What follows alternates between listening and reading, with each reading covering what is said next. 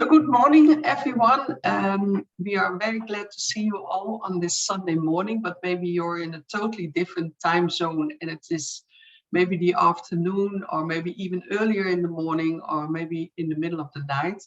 We would love to know where you all come from. So if you could share that in the chat, that would be lovely. Last year we started with the color talks, and since then every 2 or 3 months we have these color talks, and they became very popular. So sometimes, like today, we have a sold-out house, which makes us of course very proud. With ICA-Belgium we try to Julia, can you please mute your screen? Thank you. So with ICA-Belgium, we are very proud that everyone is following us. We have many different topics we try to address. So this morning we invited Anna Maria Nyk, and she's also a member of ICA-Belgium. And we were very glad, of course, that she accepted the invitation. We already saw the presentation. It's really beautiful. So I hope you enjoy, and then I give the screen to Maya now, and she will introduce Anna Maria to you, and we can talk afterwards. Oh yeah, that's maybe very important. Afterwards, when the presentation is over, we stop recording, and then you can ask your questions. But in the meantime, please put your questions already in the chat, and then Ines will address to you so you can ask your questions. Okay, thank you very much.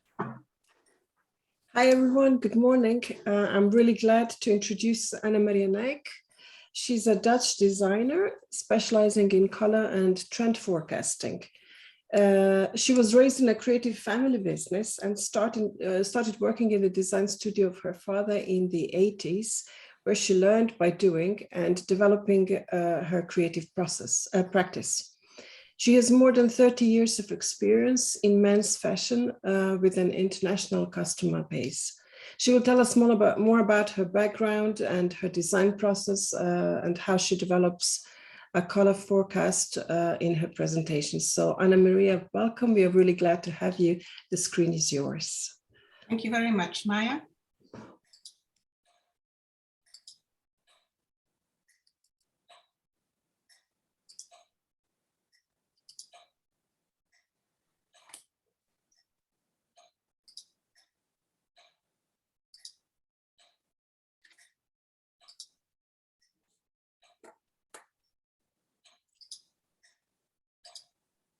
So here we are.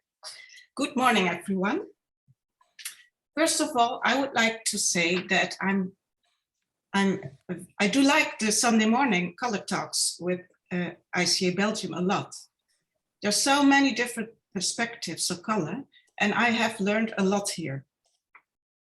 I'm very pleased and honored to be here today and tell you about my color profession, of the ins and outs of my color profession. My name is Anna Maria Nyk.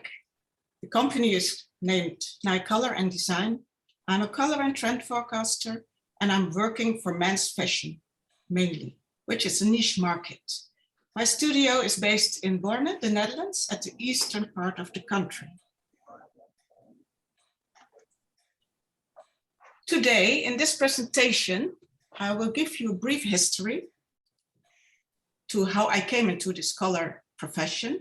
I will tell you about my work, what I do. And the topic of today is the creative design process, about how a color forecasting is developed. I will tell you about the importance of color direction and use. And then Jeanette already said at the end, there will be a Q&A, and I will be happy to answer your questions. So let's start with a brief history. And also Maya introduced me already, so I go by this quickly. I was raised in a creative family business. My mom was a textile designer and my father was a textile engineer. And he founded the studio back in 1974. And in the beginning, they were creating original print and yarn dye designs and working with mills throughout Europe. Then my father went to the States, to New York in the 90s, he was also looking for mills to work with, had to expand a little bit overseas, but production was not in the USA anymore. It was already in Asia. So we came into contact with brands directly, and we built a customer base. We had customers like Ralph Lauren, The Gap, Tommy Hilfiger, to name a few. And in that period of time, customers in the States asked us for a color service. There was a request. They were not only choosing and picking the designs for pattern, but also for color direction. So they would build their collections around it. So, and this is where I developed in the late 90s a service, a color service. Back in 1994, I took over the studio. And since 2005, I do a full focus on color and trend forecasting. What do I do? What is the nature of my work? Well, I develop a trend book for menswear twice a year. It is a color forecast 1.5 years ahead of the season. Furthermore, I do customized work and projects. My aim is to develop design tools that are applicable, ready-to-use tools, a guideline for the season. And in the pictures, you see the cover of the trend book, the color card, and the working in the studio.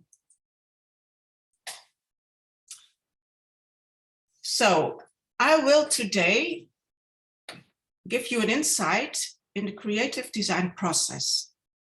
I do realize that some of you in the audience are familiar with the design process, being a designer themselves maybe, but also I assume that some of you might not. So I will lead you through this process in 4 steps, and I will show you a lot of images for a visual impression.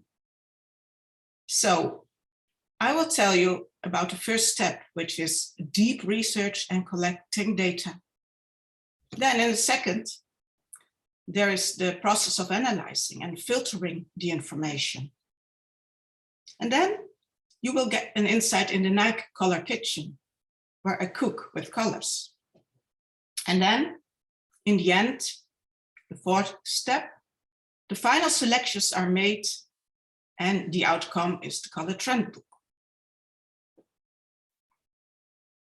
So let's start with the beginning. Step 1, deep research and collecting data. First of all, I have to research what is going on in the world, what's going on in society. And I will mention to you a few topics like environment, climate change, well-being, health, geopolitics, freedom versus autocracy, digital world, metaverse, and socially, culturally, what is going on and what is important to know. Furthermore, I also look into what is happening in other industries. For instance, food, hospitality, architecture, interior design, because sometimes you see trends going on there, which also could be translated into fashion. So now I will start the observations.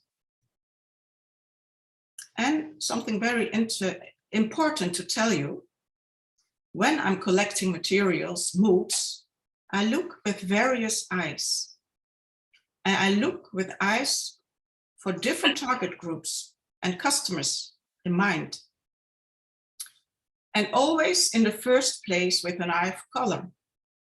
Then with an eye for men's and women's styles, for prints, for material, for product.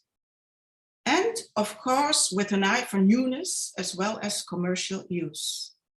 So don't forget this, you have to look with different eyes. Then, where do I collect and what do I collect? What are my sources? And this is a broad field of input. And of course, a lot is done online, even before the pandemic and during the pandemic, 100%. So where do I look? I just give you a few examples, but because I do have many more. When I look for fashion, catwalks, men's and women's, I look at Vogue.com. For design, wallpaper.com, design.com are good sources. You follow new daily news at nrc.com, at The Guardian, at social media, LinkedIn, Instagram, or television, documentaries, and movies. So this is the online process. And of course, traveling is important, the live experience. And before the pandemic, I was traveling a lot to trade fairs like the Petit Woman in Florence, the Berlin Fashion Week. I went to art fairs, Art Rotterdam, Haute Photographie, expositions and galleries in galleries and museums. And of course, city trips, London, Stockholm, Brussels, to name a few. And store checks. What is going on in the different stores? What do I see here? In the slides to come, I will give you an impression, and these were the good old days in 2017 to 2019 at Art Rotterdam, the Haute Photographie. Or in 2019, the Dutch Design Week in Eindhoven. You see here a project of Nienke Hoogvliet with herbs, with a natural dyeing process. So nice to see all these processes in real life. Then 2021, traveling was possible again. So I slowly started traveling to Brussels, to Gare Maritime, Tour et Taxi, to Stockholm I went, but more consciously, not traveling that much anymore, as a lot of information you can also find online. Then what do I collect in the database, in the digital database? In the first place, I collect a lot of moods, of lifestyle, of products. And reviewing the catwalks, I collect a lot of styles. And by the readings I do, I select keywordings and slogans, and I put them on the paper. I stick them on the paper and put them all together. Normally, when I do the creative design process, I do not count. I do not count the numbers. But I thought for this presentation, this might be interesting to give you an impression about the facts and the figures. So I just finished my researching for fall 23-24, and I reviewed 475 designer collections, both men's and women's. From there, I selected 1,500 styles. The database with images, moods, consists of 9 files. These files include 86 subfiles. Altogether, the database includes 700 photos. So this is my starting point, all these images selected. It's quite a lot. Then I have to file and organize this. Setting up a database is a labor-intensive and ongoing process. You need to work systematically just to keep order and an overview. So the images are parts of the database. On the right side below, you see the tree structure of how it is set up with the imaging.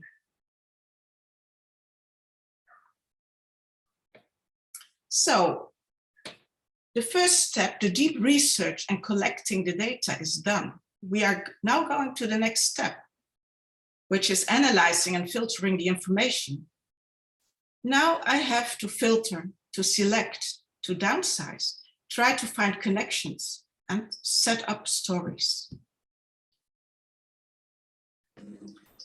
I try to set up clear stories. This is a close-up. And this is a complex process. It's now time to downsize the information to the key. a selection of key styles, moods, and wordings is made. And in this stage, I make outprints, physical outprints, and I start puzzling. So I go from a digital to a physical process, which gives me a much better overview. And one important thing, I already said that this is a complex process. And this process is not only rational, it's also driven by emotions and feelings. Intuition is a human skill, and I believe this is a crucial element in this creative process. I wonder if this ever can be done by machines, by artificial intelligence, maybe collecting all the information. But then, how is it analyzed? Can a machine do this? Can the machine see the connections? And this happens all in the human brain. Sometimes you just know a certain color story will be relevant. And this is based on a feeling, and in a later stage, often confirmed. Well, before starting the creative process, the studio is empty. And my head is empty as well. But then, in the middle of the process, every space is filled with images, with colors, etc. It's a kind of organized chaos. Step 3. So the research was done, the data was collected, it was analyzed, it was filtered to the key. Now we go to the 3rd step, to the color kitchen. Color is the core. I will give you now a few statements about color and the importance of color, the power of color. Color is the starting point. Color is a strong communication tool. Color evokes emotions and feelings. Did you know that 90% of the purchase decisions are driven by color? It's important to forecast the right colors. Welcome in the night color kitchen. Now I start collecting colors, setting up the color concept for summer 23, which you see on the left side. There are a lot of different colors on the table. And then at the right side, you see the selection of colors. I also make my own color inspiration wall. When I start a new season, I make my wall also in the colors of the season, so that I'm literally live in my own color world. And I change this wall every season, and I adapt and adjust. But how do you set up a color concept? Where do the colors come from? So in the first place, you are looking at the catwalks and you evaluate the direction spotted at the catwalks. What do I see? Then you have to select and define the colors. I also compare with former seasons.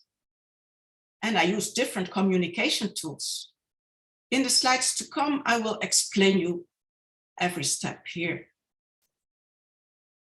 So, evaluate color directions spotted at the catwalks. What is coming next? What are new colors?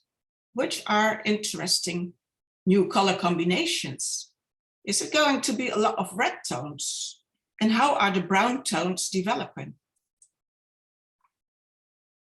I select and define colors. Which colors are really new? I use my digital color meter as well as other design tools. And then I have this overview of the last at least six seasons. So I literally can see what the development of the colors and the evolution of colors is. I will give you an example here. We have seen a lot of yellow tones lately, and the yellow tones were more at the orangey side, ochre, so warm, nice tones. And now you see that these are moving into a citrus, acidic direction, so more on the greener side. And this overview helps me to see this and to validate it also. I use as I told you already, different communication tools because I need a physical reference of a color. I use the NCS color system, which you see on the right side, on the top. I also use Pantone, the Pantone color system on textile. And very important, I also have my own lab-dip color library, as well as my textile color archive, which I use a lot. The textile color archive consists of more than 1,000 colors that are dyed on fabric over the last 20 years. And the Nyk lab-dip library consists of more than 10,000 colors of fabric. They are my pride, and it's also a unique color collection with a lot of different hues, shades, and nuances. Original colors. Why do I want to work with my own colors? Well, many of the existing color communication systems are limited in their color offering. By dyeing the color on fabric, I can almost achieve any color. Any piece of colored paper, fabric, or yarn can be used as a color reference. And then the second question is, why colors on fabric? In the first place, because my customers are fashion brands. Color sampling on fabric is the most realistic tool to create the end product, which is clothing. In this world of digitalization, at some point, the color standard is needed, best as a physical reference. I will tell you now something about the color dyeing process, and I will tell you step by step how this functions. So the selected colors are dyed on fabric, 100% cotton. They are dyed upon my specifications by a specialized color lab. Colors are first lab dipped. A few proposals for each color are made in different nuances. When I have made the final choice, the colors are dyed on coupons to have enough material to work with, as the colors are originally in the trend book, in color chips and color combinations. A swatching surface is offered because these original colors can be used and they are available to the customers, which is important because the customers also need physical references for their color cards, for the supply chain, their suppliers. I will tell you now a little bit about the lab dips. Some of you may know this process, but others may not, maybe. So a color lab dip is a dyed fabric sample made to meet the color standard of the designer. And the color dyeing is done by a color lab specialized in color management. It's hard to find a competent dyer, and the service is quite expensive. I'm very lucky to have found a very, very good dyer. He is very reliable and to the point. It's really hard to find because I had to find a new dyer a couple of years ago, and it was almost impossible. So I'm really blessed. So working with my own colors on fabric makes my product exclusive and unique. So now the colors are dyed on the coupons. I have made a decision for the lab dip. And on the right, on the photo, on the right side, on the top, I will see if the color lab dip is matching with the actual fabric. And you see it's pretty good because the processing is different from lab dipping and dyeing the colors on the fabric. There's always a little bit of difference. It should not be too much. So this is why you need a good dyer. The fabric is now processed into rolls, ready to be used. And here you see a close-up. I'm always happy when the new colors arrive, happy to work with them. So we are still in the color kitchen. And now I have to set the color direction. I have to make the final selection for the season. In the end, the color concept is reduced to 36 key colors. In the beginning, you saw this mess of colorings, a lot of colorings. It's the same as with the moods and the images. It has to be downsized to the key. So the result is a well-thought and directional palette of colors. It's a guidance for the next season, 1.5 years ahead. The selected colors are chosen with an eye for newness, as well as commerciality. It's important to find the right balance. So now I have told you about the color direction, which is presented by 36 colors. But how are you use these colors? How do you put them together? So these colors are worked out in various color combinations, and these are made in striping form. You can see how the colors work together.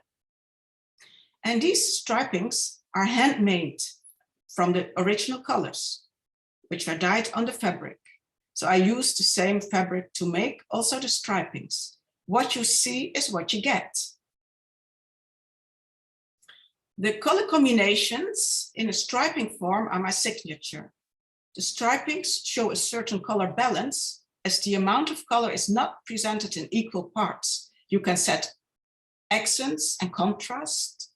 These are a unique tool to see how the colors can be used. And this is the making process in the studio, making all these different color combinations, which also have to be reproduced for the trend books. So this was now an insight in the color kitchen. We go to the last step, step 4. So the deep research was done in the first step, collecting the data.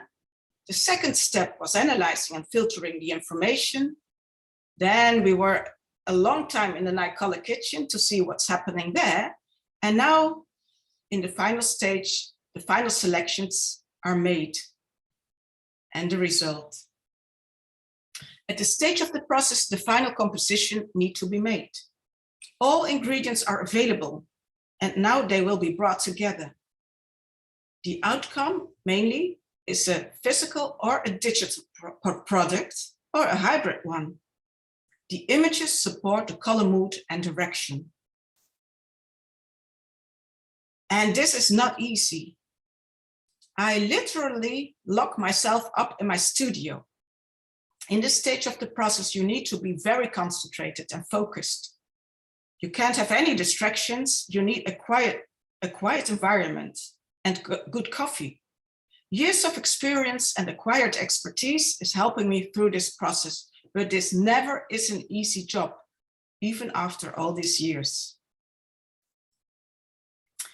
So the slides to follow show you about the working process, about how it is put together and the stories connected to each other. On the left side, you see the color chips.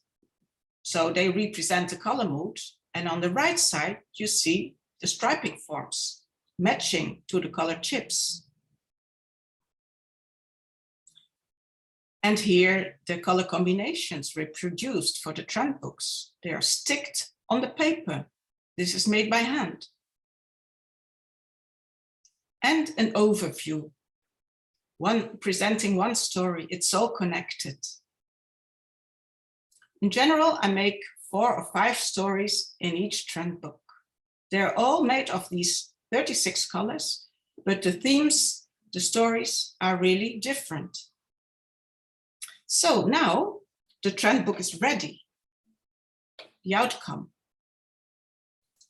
The state of the art is to create, out of an abundance of information, a concrete and practical design tool. It's a useful guideline and inspiration tool for designers to develop their collections. Maybe you wonder how long it takes to set up a trend book. So the 4 steps, how long does it take from the beginning to the end? Well, it takes approximately 3 months to develop and to execute a color trend book. Only the color dyeing process takes already 4 weeks from lab dip to coupon. So there is a lot of time invested. In the pages that are following now, I will show you the final product, so some pages out of the trend book. The viewer gets the message within a split second. So it is from the trend book colors 2023. For you, this is a season to come. Even summer 2022 is coming. It's not here yet. So, and it maybe sounds funny, but for me, this is old news, as I finished this concept, this trend book, half a year ago. Some more pages, you see the color chips and the combinations and the stylings. You can see where it comes from and how the colors are presented in the designer collections. Now we can go on vacation again. Everybody likes to go on a summer holiday. I would like to make a short sidestep now. What is the role of a color and trend forecaster in current times, which are far from predictable? As the current situation is chaotic, there's a lot of turbulence. Circumstances changes quickly. Well, you still need to give guidance as a color and trend forecaster. Even now, this is very important. Skills that you need now is to observe carefully, keep a finger on the pulse, innovate step by step, set a longer-term vision and goal. Imagination is important, as well as courage. And of course, a down-to-earth mentality. These are really challenging times, but also offer new possibilities. We are almost to the end of my presentation, but before I say goodbye, I will give you a glimpse of the colors for the fall 23-24 season, as I just finished the new trend book.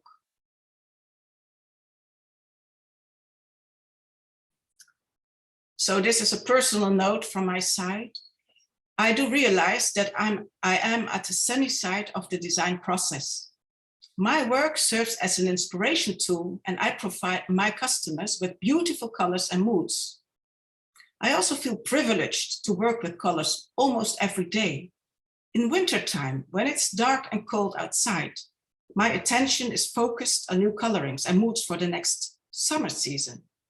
This really helps to avoid a winter depression. I hope you enjoyed the insights in my color and trend kitchen. And I thank you for your attention, and I hope to see you for the Q&A. And I now stop sharing my screen and I get back to you.